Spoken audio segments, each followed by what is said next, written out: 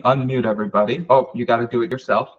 No problem. So the thing that I don't like about this, and I just literally had this thought while standing here, is I don't really get to talk to everybody and hear what's kind of going on. So just want to take the next 10 minutes to um, answer any questions if you're stuck on a business problem. Like if there's anything you're stuck in business, I know it's a bit of a public forum, but I would love to answer your question. If you have a question, go ahead and give me a thumbs up and I'll try to, okay, Jolene, you could be our first one. Okay. And if we don't have any questions, we'll just do breakout rooms again. But go ahead, Jolene. What is your question? Well, I have a question about niching. It seems to me that for you niche to Christian entrepreneurs. Is that correct? Yeah, for Anesta, and then for financial planning, I actually only talk to doctors. Oh, interesting. Because my wife is a doctor, so I know everything about doctors. So niching is something I'm very passionate about. Go ahead, Jolene. Cool. Well, because I'm having it. It's like tripping me up, to be honest, because recently I thought that I was going to niche down to Christian entrepreneurs. Okay. But now that I'm going to networking events, they're not necessarily Christian events. Like I feel like that might turn people off from doing business with me. So I'm like, maybe I shouldn't do that. Maybe I shouldn't niche down. So okay, so yeah. So the best niches are another version of you. So since you're a Christian entrepreneur, I don't think you should have any problems niching down and targeting Christian entrepreneurs, because there's just going to be a connection there, and what is it that you sell? What is your business? Marketing services, so copywriting and marketing strategy. Okay, so you want to meet with a business owner and help them market, right? Yeah.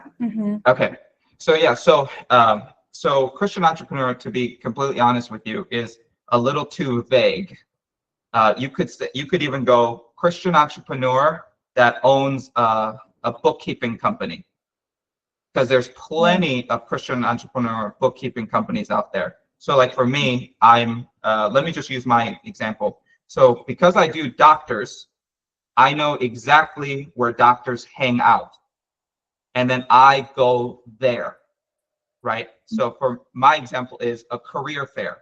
So I know doctors like to switch jobs, and there's big career fairs in town. So I know the whole room is going to be full of doctors. So I go there and I set up a table.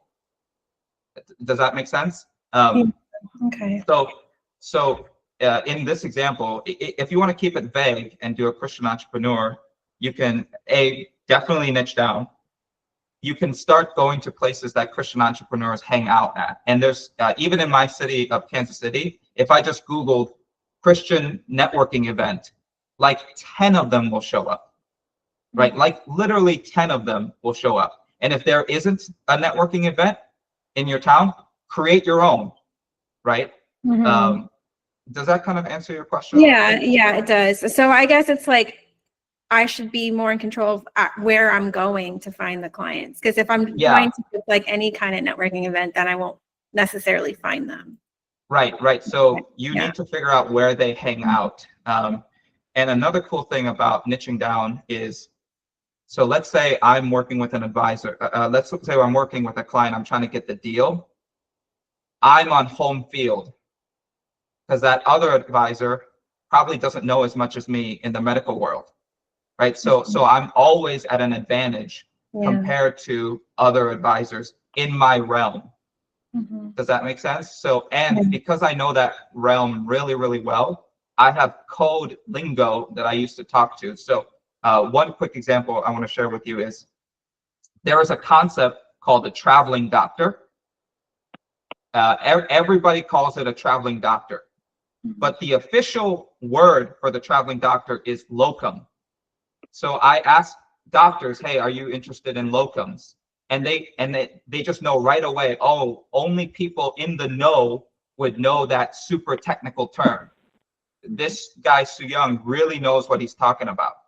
So niching down really, really is the best way to run a business. And the more refined of a niche you can get, the better. So Christian entrepreneur is a little too vague. If you want to go even deeper, you can. Okay, got it. Okay. Anybody else have a question? And it's a-okay if you don't.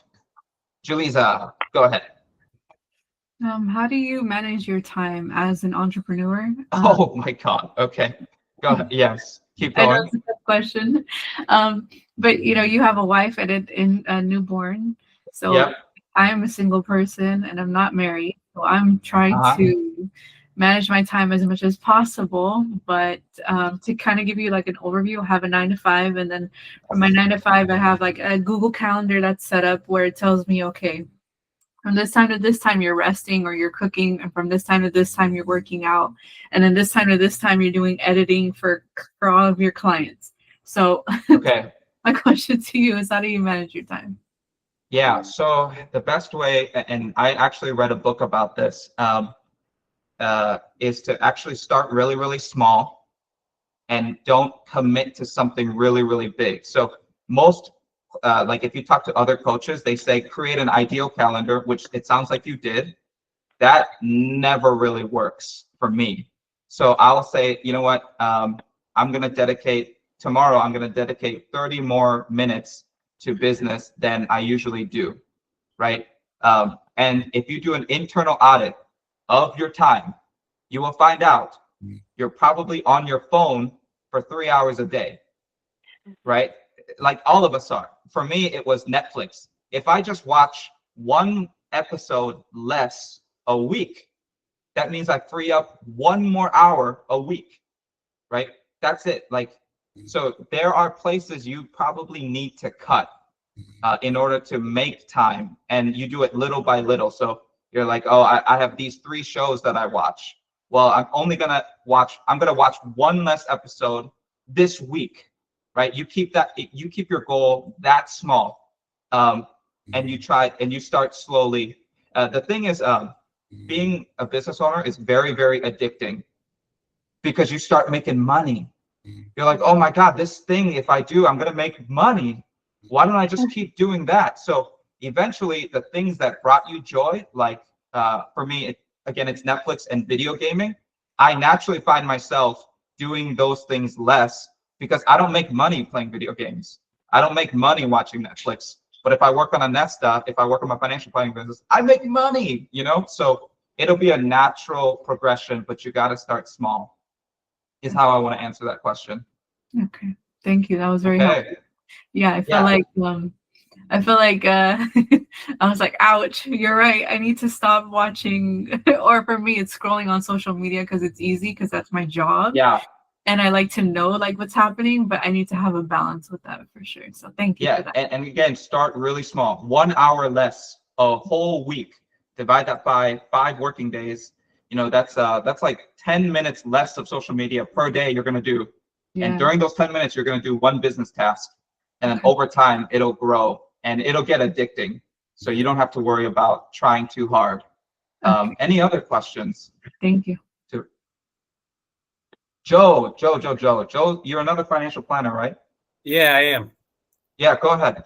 So one of the things I've been struggling with myself is, as a financial planner, you kind of work for yourself. You get to do your own schedule and everything that comes with being a small business owner, correct? Yeah. So one of the things that I personally haven't been struggling with, but my family struggles with is, my work brain never shuts off, right? Yeah. And I'm okay with that. Uh-huh. But, my girlfriend constantly tells me, every time you meet someone, you don't have to talk about work. You don't have to potentially make them a client. But, being, self-employed, that's just how my brain operates. And I guess my question is, at what point do you learn to shut that part of your brain off and just kind of enjoy your off time, even though you're never off from work? Okay, so a couple things there. Again, it's another thing where you have to start small. So Sure. So you want to make your girlfriend, and I've been married for 4 years. This is something we struggle with all the time. So you want to make sure there's like boundaries set in place where, okay, girlfriend or whatever, I can't do this 180, but I'm willing to start small. Why don't we do like a 30-minute phone call a day where we don't talk about work at all? or Sure. every other day or something like that. Now, the second thing that you described, where everywhere you go, you talk about business, that's like me 24 freaking 7 because I love Exactly. business. And Yeah. naturally, I talk about things that I love, right? How is that ever going to be changed? So what you just described there is literally why I created a Nesta. Okay. Because you need another environment where everyone's a business owner and you just talk about business the whole freaking time. It's business, business, business, business, business, business, and Yeah, then your business tank gets depleted. So then when you're trying to have that 30-minute phone call with your girlfriend, you're not going to bring up business because you already spent so much time talking about it. Does that make sense? So since you Sure. had another outlet, since you had another environment where that is okay, you naturally will save all your excitement for that, and then you'll Okay. be able to have separation. Does that make sense?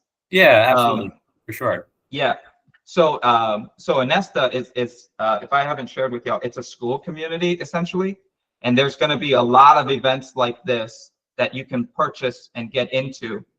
Today I don't want to pitch it that hard, but yes, you need a community of other business owners who get you, and then you just pour onto them, and then you don't, and then your girlfriend isn't the target or your best friend isn't the target. Yeah. And that's something only entrepreneurs can get. So Sure. cool.